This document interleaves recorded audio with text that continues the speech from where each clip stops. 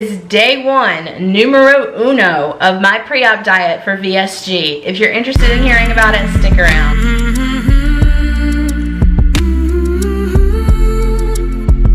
Hey y'all, hey! Erica with Time to Shrink. It is day one, numero uno. Day one of my pre-op diet. Y'all, I'm freaking out!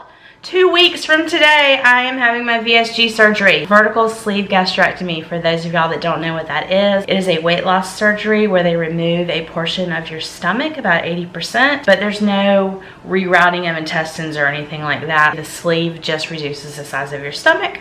Anyways, day one, I am freaking out in a good way and a bad way. Like, oh my gosh, it's actually finally here. Am I doing this? Why am I doing this? I'm going to Mexico for weight loss surgery, y'all. Am I an idiot?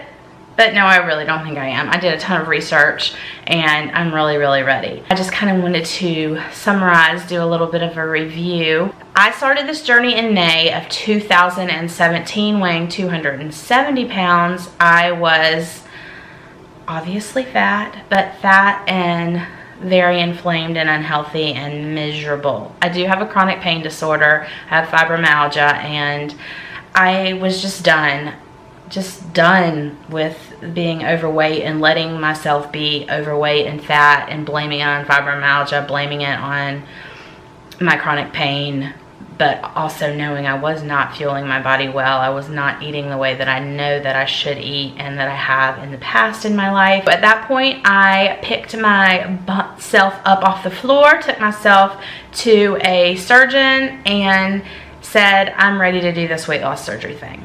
He went over everything with me and we decided together that I was going to do vertical sleeve gastrectomy. And I went through there's all kinds of hoops with insurance, but I was told my insurance would cover it if I did everything. So I did the psych eval, I did the cardiology, I did an EGD, I went to nutritionist classes, group classes, and one-on-ones. And you know, you have to pay for every single one of these things. There's a copay. At least with Medicare, there was a copay. Got all the way to the end, time to schedule my surgery. Medicare just changed their policy, and I'm no longer covered. Yay! I flipped out.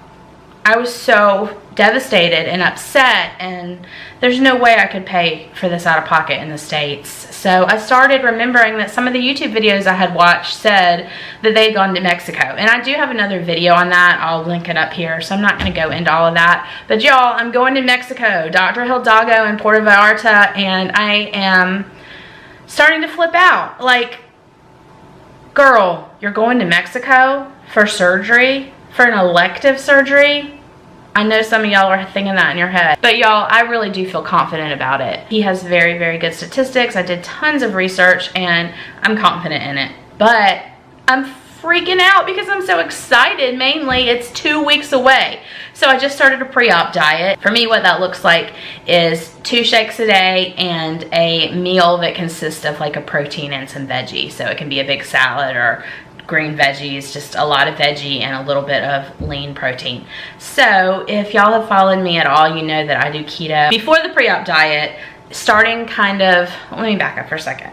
From May till end of June, I started kind of going low carb a little bit, but not keto, kind of focusing on protein, and I lost a little, not a whole lot.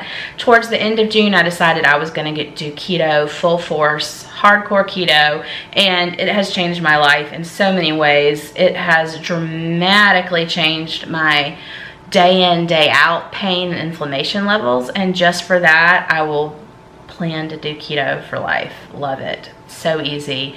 But I'm also on some medications that cause weight gain, and I can't really work out hard because of my chronic pain, and I'm kind of a slow loser. So I started May, I told you, at 270.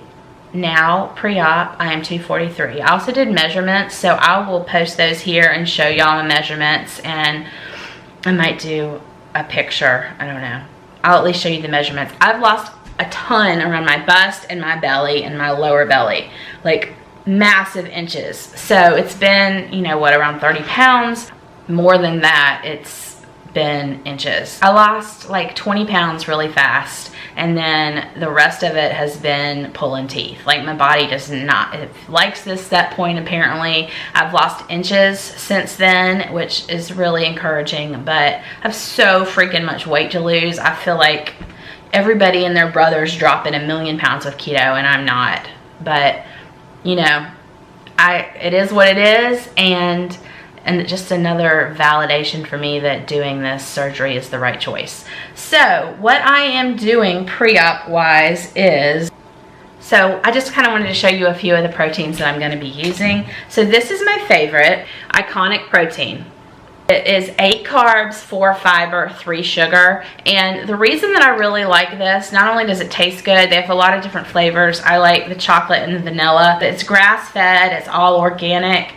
And I just really like that option, because there's so many out there, like the Premier Protein, for instance, that they're just chemically and junk filled, and I don't want to put that in my body. This is going to be my mainstay, this Iconic protein, but just to break it up, I did go to the vitamin shop. Thumbnail. Alright, so I went and picked up a bunch of low-carb protein packets, mostly these Quest proteins. Salted caramel, vanilla, peanut butter. This is a different brand, it's J-Rob. I also like the ingredients on this quite a lot. It is 1 carb is all for this one, so I'm excited to try that. Banana, cookies and cream. So these all have less than 1 gram of sugar, but they also do have some ingredients that I don't love. It does have sucralose, which is not my favorite. I don't love that, but again, I don't have to do these forever and ever. I don't think these have quite the best ingredients compared to like these, but I wanted to have variety and I wanted to try. So we're gonna try these Quests. And then I got 1 keto protein. This is just a chocolate, and it has 3 grams of carbs, 1 total sugar. The ingredients in this are not bad at all. I really like the ingredients in this. So we're gonna try this and see. It has 11 grams of fat, 15 protein, and 3 carbs versus the Quest that has, plus how many calories? 170 calories. The Quest has 20 grams of protein, 100 calories, and then very low on the carbs too. So there's that. So my Iconic does have a little bit more sugar, truthfully, but I like the quality ingredients, and it should be a low enough that it shouldn't be spiking my insulin. So we're gonna go with that. The other thing I'm doing is I really wanna make sure that my gut bacteria is as good as it can be. One thing with surgeries, I don't know if everybody knows this, but you almost always have a pre-op antibiotic just to make sure that you don't get any kind of infection. That's like one of the things they hook up as soon as you get there to the hospital. So when you do have antibiotics, especially IV antibiotics, it kills the bad bacteria, but it kills the good bacteria too. One of the things that my doctor wants us to do is have yogurts, like a yogurt every day. I don't like yogurt. So what I'm gonna do instead is kombucha. Kombucha. These are my favorite. This is Flowers of Life, hibiscus, rose, and honeysuckle. They say that you don't really get the sugar load with kombucha because the mother, which is the live bacteria that eats they put sugar in it, but the mother eats the sugar.